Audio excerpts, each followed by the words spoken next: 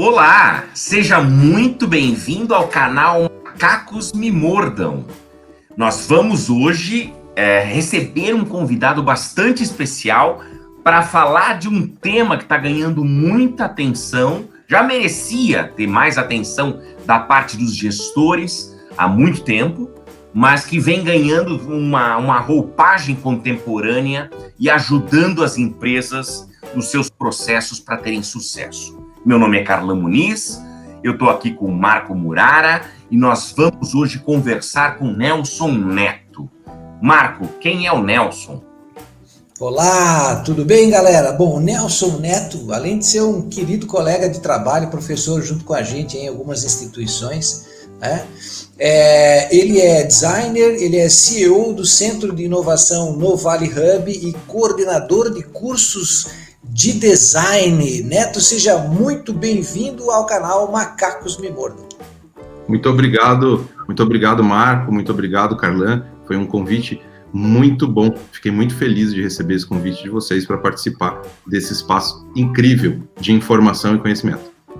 Muito bem, muito legal. E uma coisa legal que tem aqui, Neto, é que a gente não tem nenhum PDF de livro para baixar, a gente não quer inscrever você em curso nenhum, a gente não quer fazer um funil de demanda para vender coisa. Então as pessoas que acompanham o nosso canal, elas sabem que aqui a gente só tem informação, a gente quer falar sobre coisas legais e levar informação para as pessoas. De maneira descontraída. De maneira descontraída. A gente vai direto ao ponto já para a primeira pergunta. Nós separamos algumas perguntas aqui. Eu vou até me pedir licença a todos aqui para perguntar aqui, ó. Quando a gente fala em design dentro da empresa, para muitos vem na cabeça visual, logo, a placa e talvez lá de vez em quando algumas pessoas pensam em design do produto, né? Mas design faz parte de outras áreas empresariais, outras áreas dentro da organização, né? Então, Nelson, onde o design se meteu de forma contemporânea dentro das organizações? Para onde ele foi? Bom, eu estudo design, se for a comparar com o tempo da existência, há muito pouco tempo. Muito pouco é redundante, mas é realmente isso. O design, ele vem desde a Revolução Industrial, então tem um histórico grande, mas nacionalmente pequeno, né?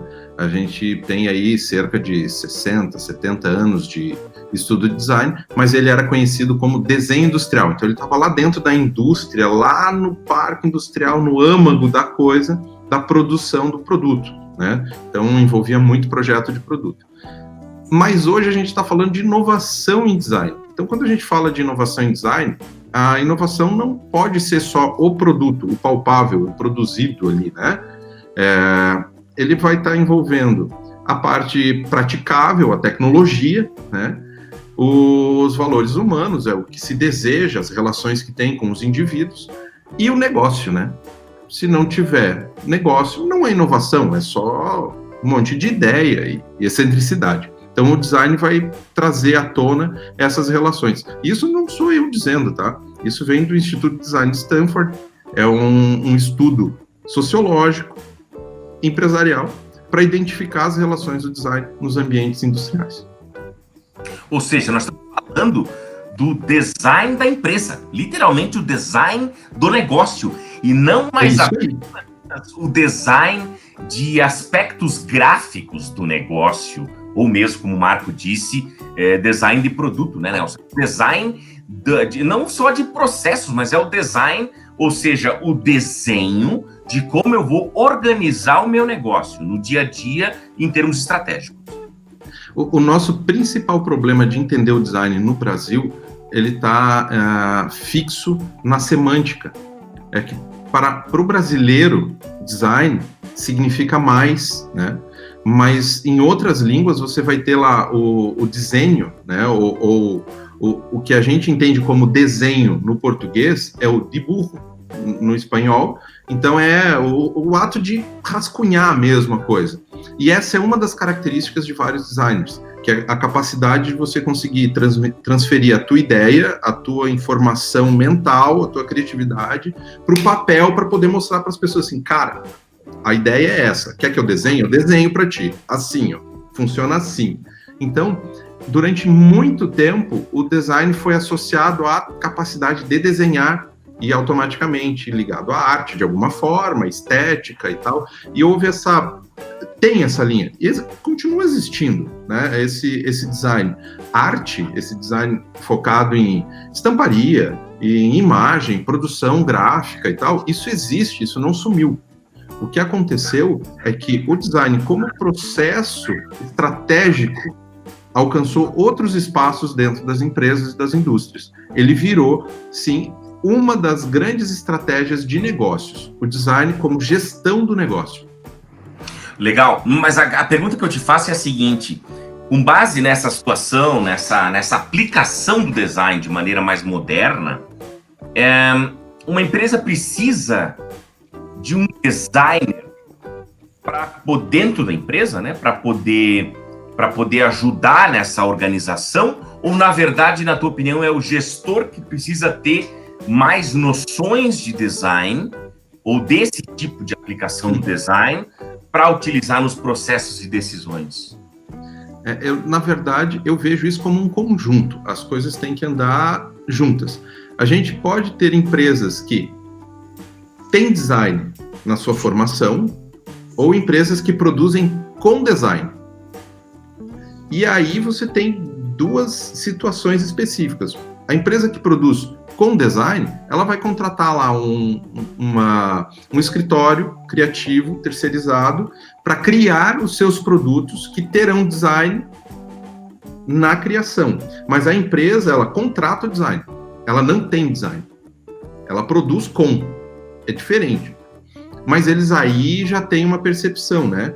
Opa, peraí, eu preciso disso para que o meu produto, o meu serviço tenha algum destaque ou alguma relevância que esteja ligado a fatores que designers percebem e que dentro da empresa não estão percebendo, porque ela não tem isso, né? Então ela entende que o design é um setor criativo que cria coisas para elas produzir.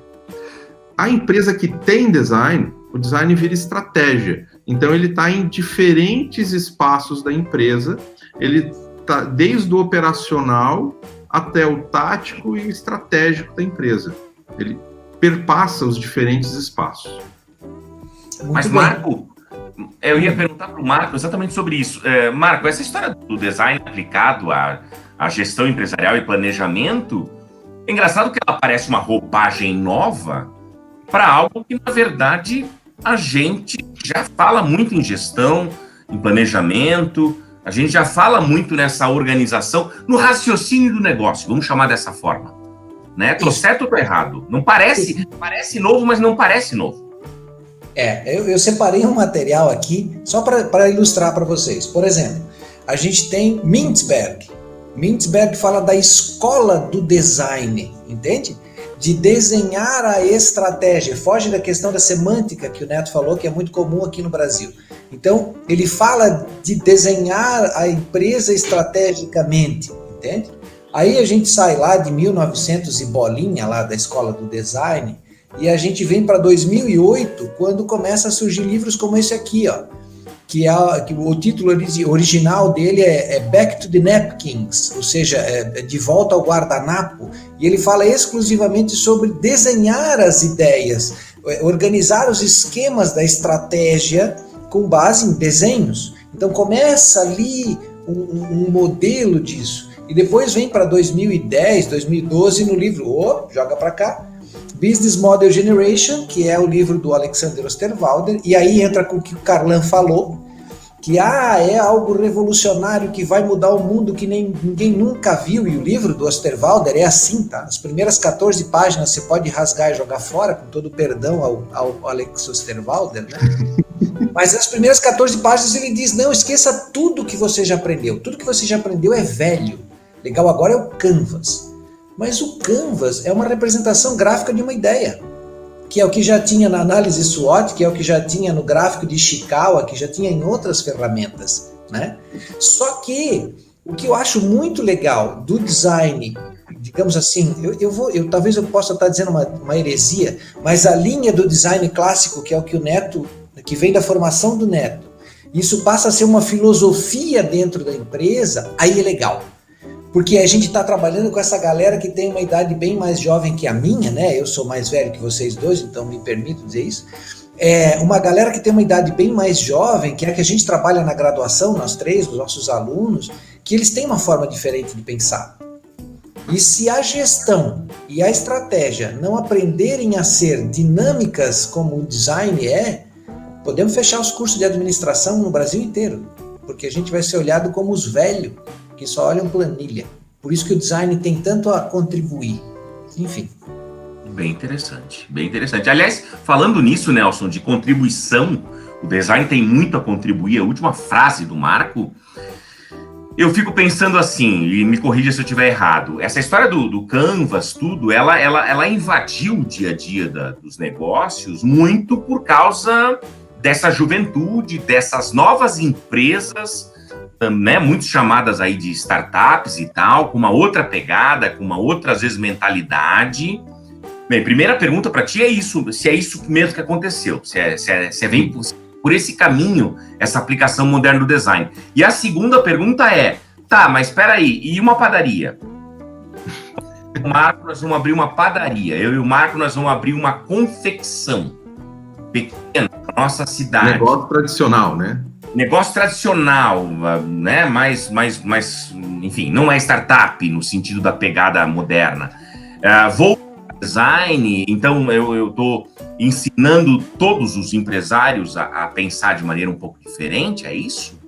Então, o estudo dessa mudança de mentalidade não é novo, né? A gente tem aí Clark, Smith, que trabalham com os processos de design lá em 2010, mas muito antes deles, em Portugal se lançou o Manual da Gestão de Design.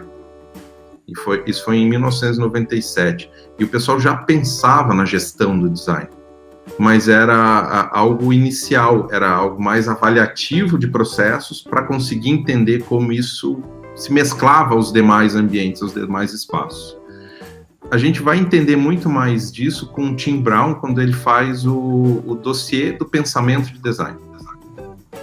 Tá? Através desse dossiê, a gente começa a fazer uma relação entre Tim Brown, Clark, Smith, e vamos pensando design thinking, administração em design. Opa, isso começa a respingar para empresas, indústrias e tal. E tem muito autor que, inclusive, diz que o design thinking nasce morto, né? Tá, mas você está falando isso bem ou mal? O que é?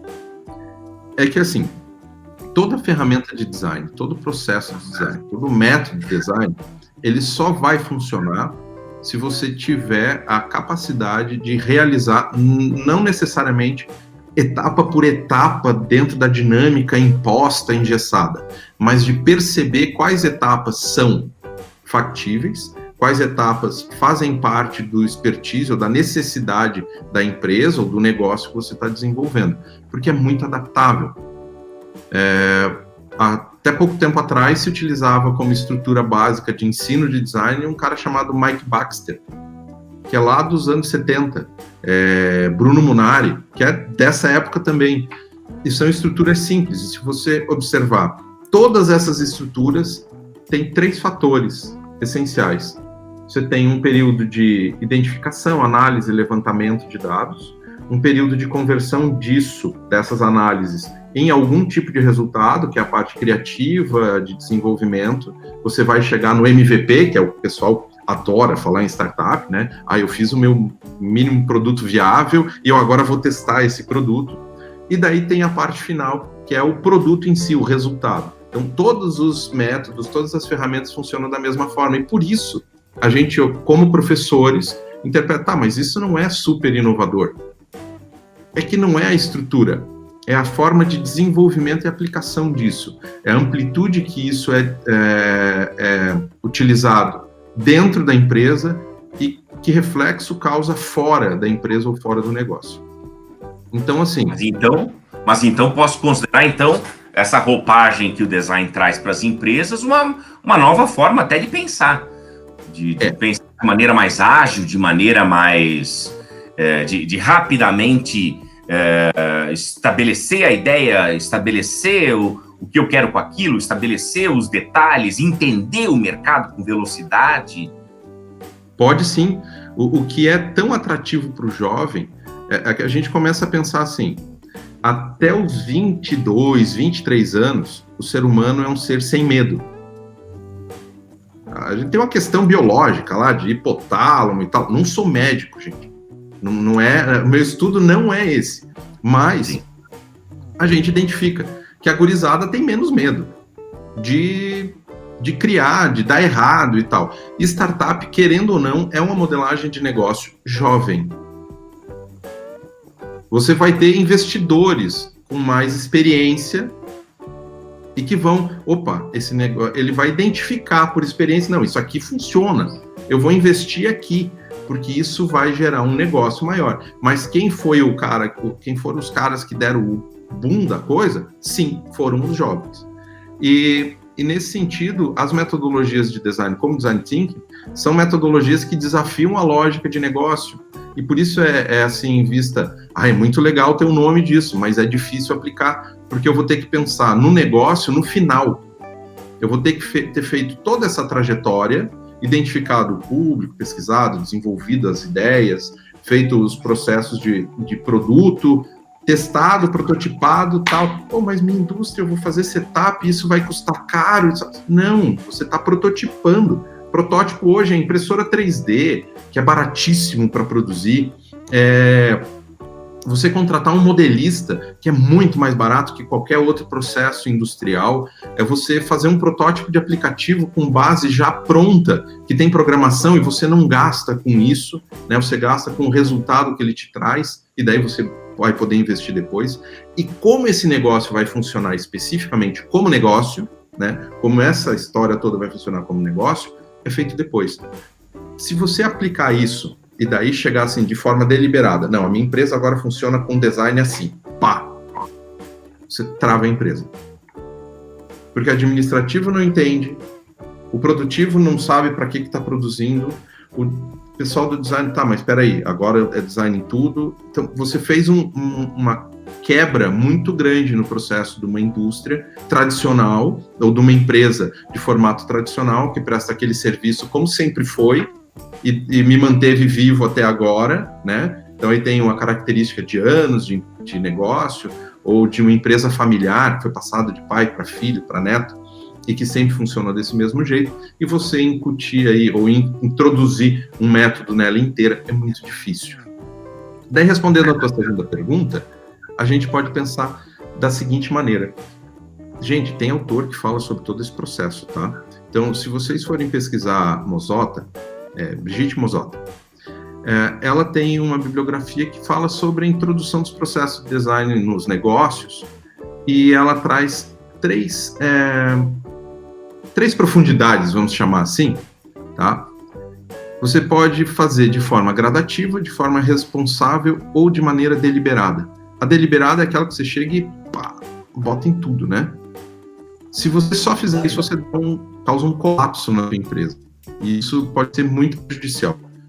O que eu entendo por gradativo, lendo Mozotta, é que é muito mais interessante você introduzir o design em qualquer negócio através de um projeto. E daí uma startup dentro de uma mega indústria, não, eu vou pegar uma startup e eles vão ser o meu projeto de inovação. Show!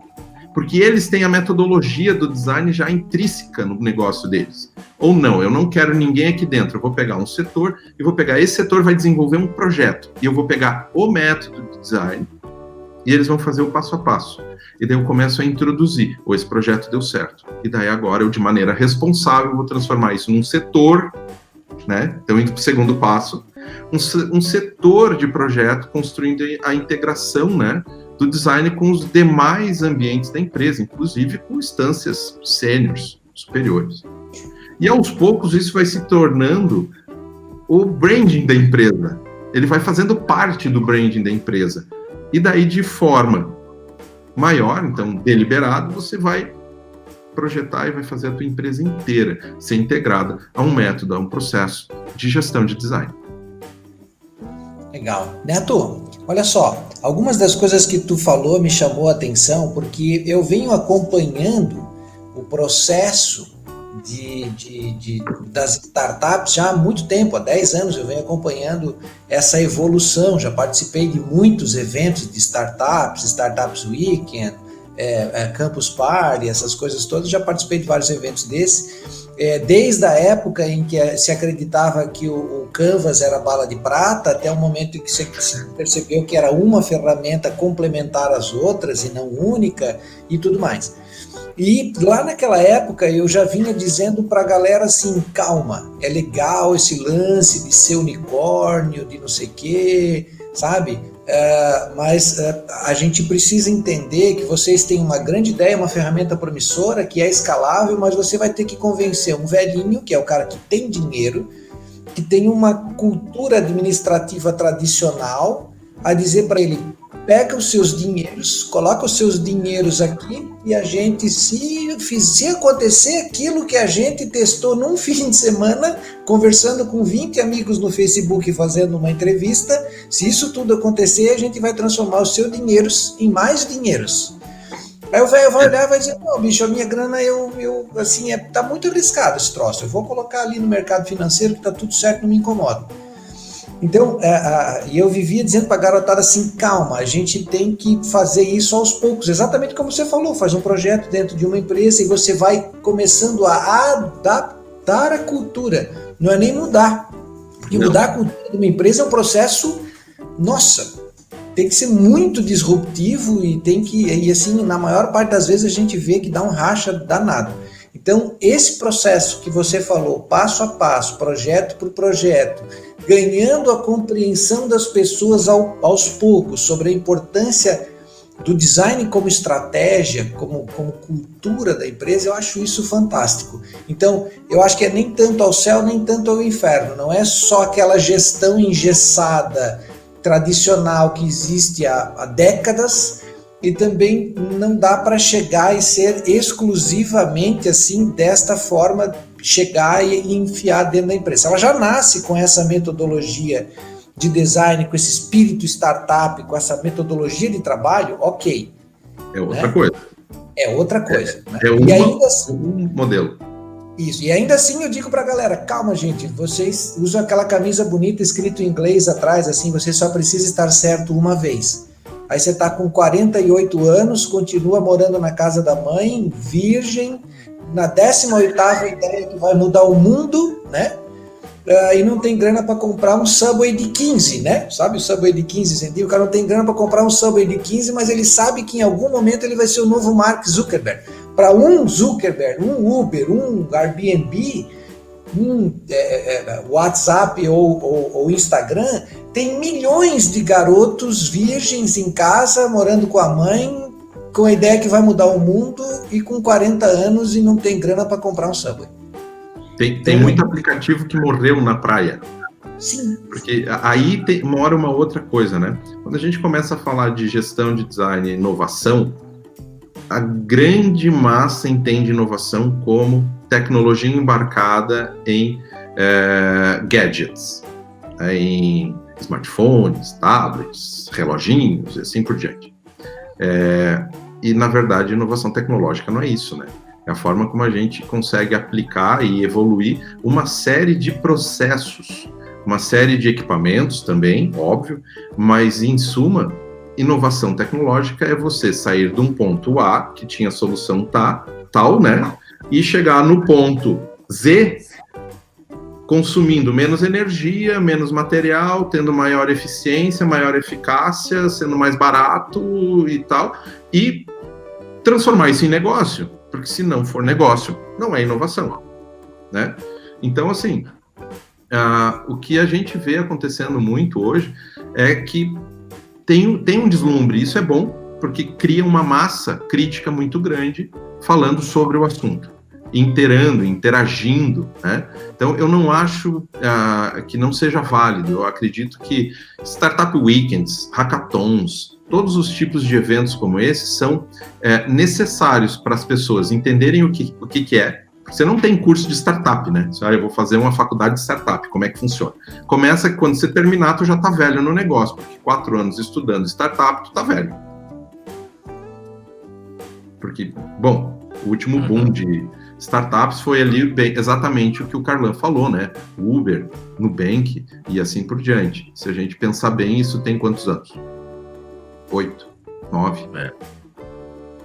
Quais são as novas startups unicórnio? Está sendo criado agora, no momento da pandemia, onde está todo mundo num novo momento de crise. A gente trabalha na crise, né? Então, assim, quando a gente começa a pensar que os jovens de hoje estão pensando nesse problema, se fosse pensar em curso, o cara já estava atrasado tempão. Mas, assim, essa cultura de startup, ela é super relevante. A gente precisa aprender com eles como isso funciona, porque realmente tem uma velocidade que as mega empresas não têm. Eles têm uma potência que as mega empresas não têm, que é a paixão pelo que estão fazendo, mas eles não têm a potência que a mega empresa tem, que é financiar o que eles estão fazendo. E daí hoje o nosso governo subsidia algumas coisas através de projetos, então a gente tem algumas facilidades, mas Santa Catarina é um foco disso.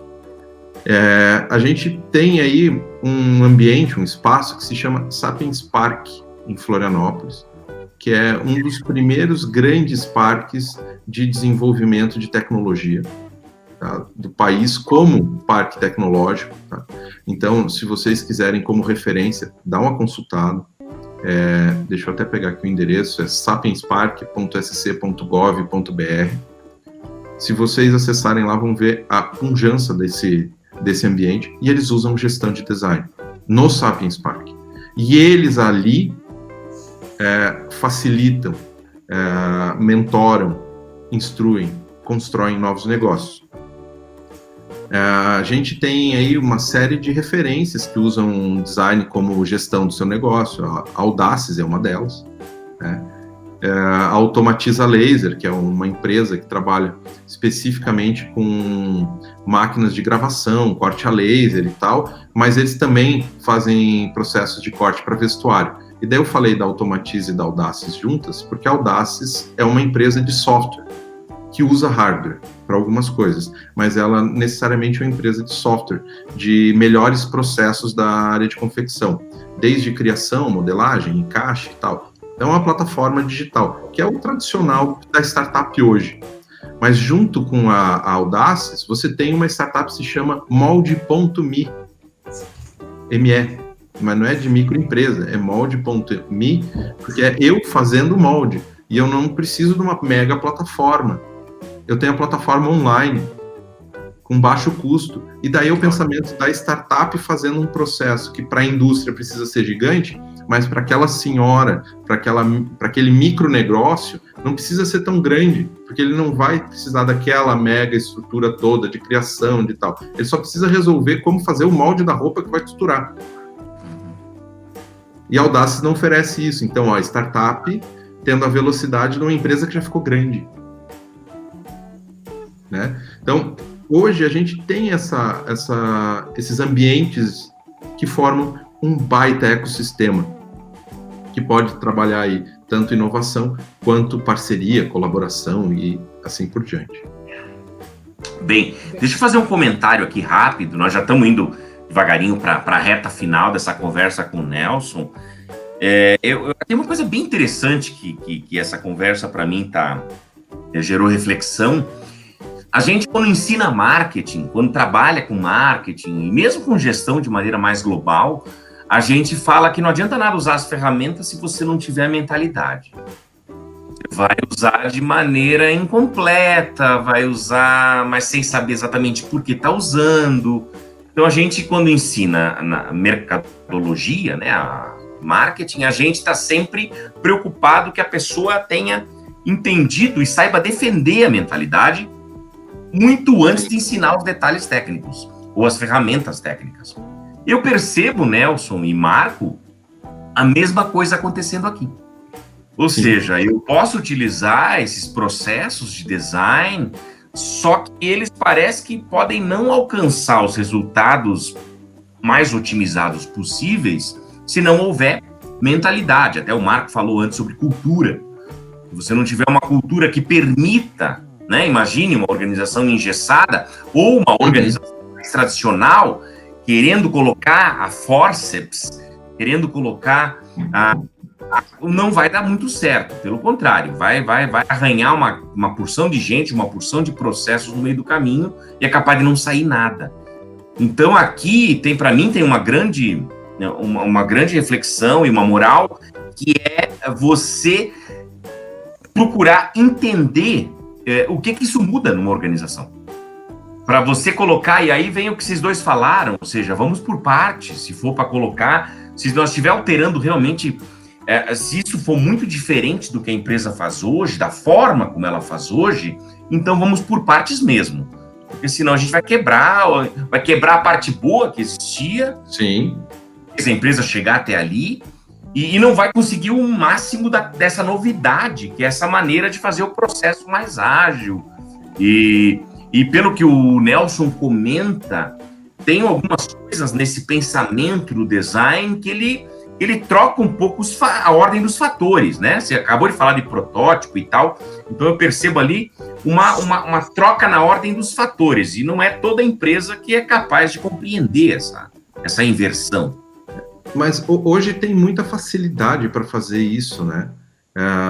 Para ver, nós temos hoje estruturas digitais, online, que vão te favorecer a mudança de mentalidade de negócio. Você tem aí escolas que trabalham com isso, tem. Não é para fazer propaganda, né?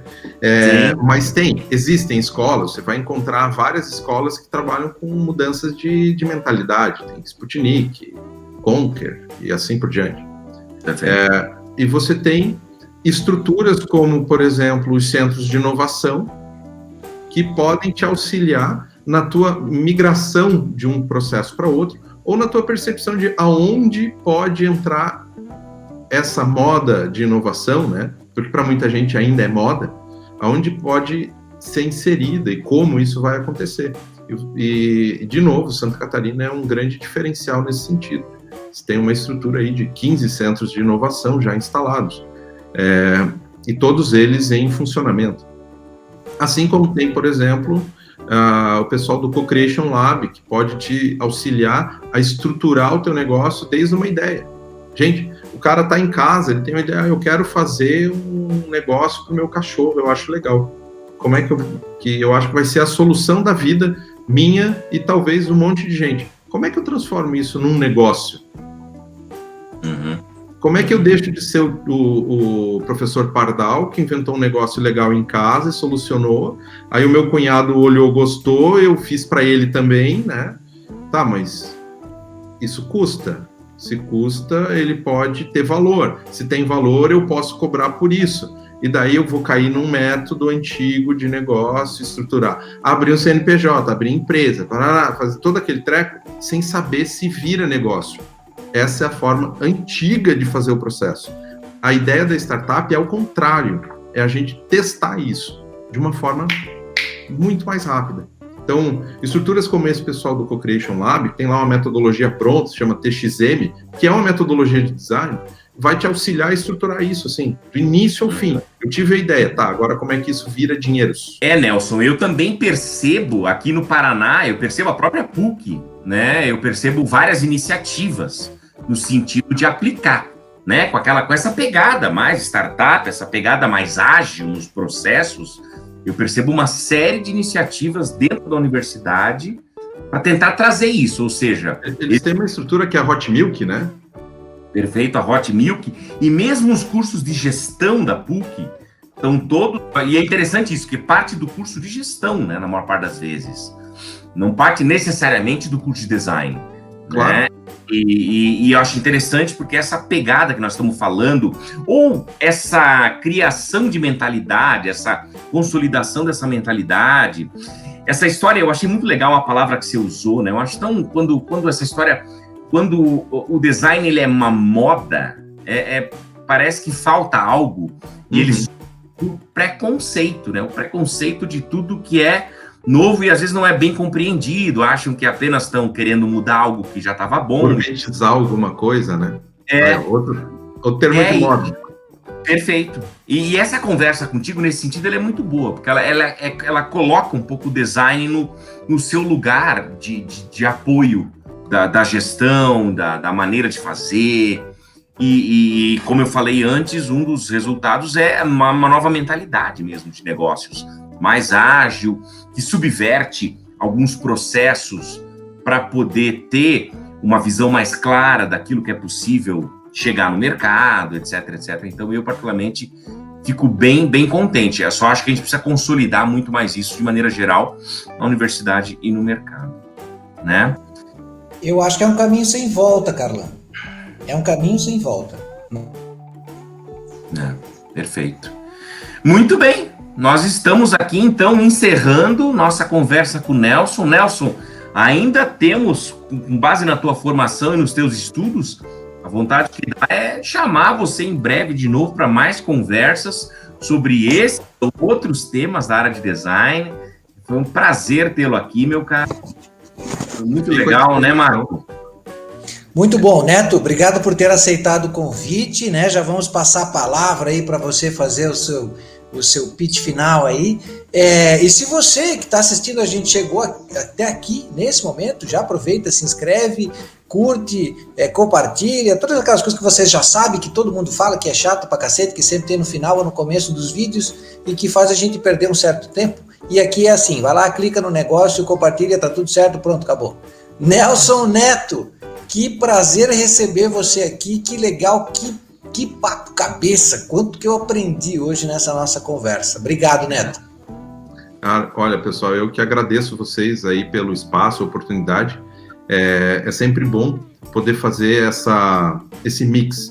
Uma das coisas que eu aprendi ao longo do tempo é que se você não faz essa mistura, esse confrontamento, não sobrepõe ou imbrica os conhecimentos, a gente acaba tendo um conhecimento pobre, profundo num determinado assunto, mas pobre na variedade e na aplicabilidade.